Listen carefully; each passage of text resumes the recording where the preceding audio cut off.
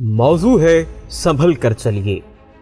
छोटे जानवरों को नदी पार करना हो तो वो पानी में तेजी से चलकर निकल जाते हैं, मगर हाथी जब किसी नदी को पार करता है तो वो तेजी से चलने के बजाय हर कदम पर रुक रुक कर चलता है।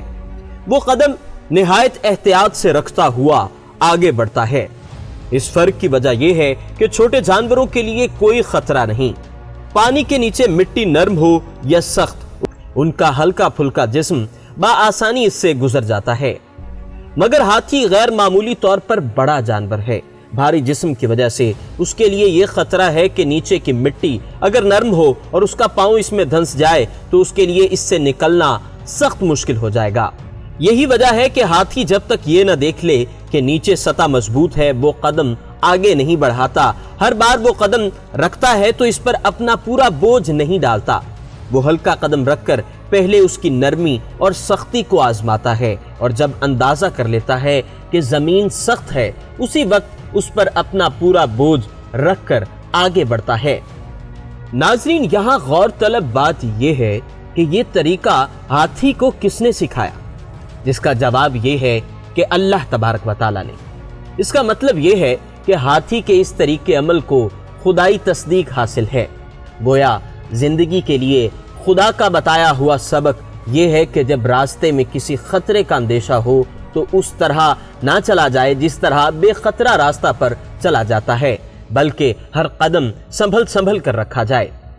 जमीन की कुव्वत का अंदाजा करते हुए आगे बढ़ा जाए।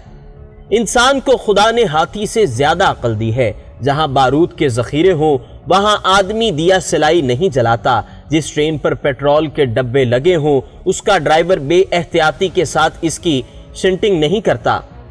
नाजरीन, ये वो वाहिद उसूल है जिसको अक्सर लोग समाजी जिंदगी में भूल जाते हैं। हर समाज में तरह तरह के इंसान होते हैं और वो तरह तरह के हालात पैदा किए रहते हैं। समाज में कहीं दलदल होता है और कहीं पेट्रोल, कहीं कांटा होता है और कहीं गड्ढा।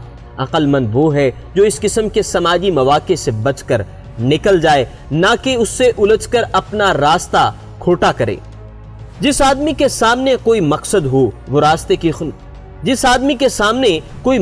वो रास्ते की नाखुशगवारियों से कभी नहीं उलझेगा, क्योंकि वो जानता है कि उनसे उलझना अपने आप को अपने मकसद से दूर कर लेना है।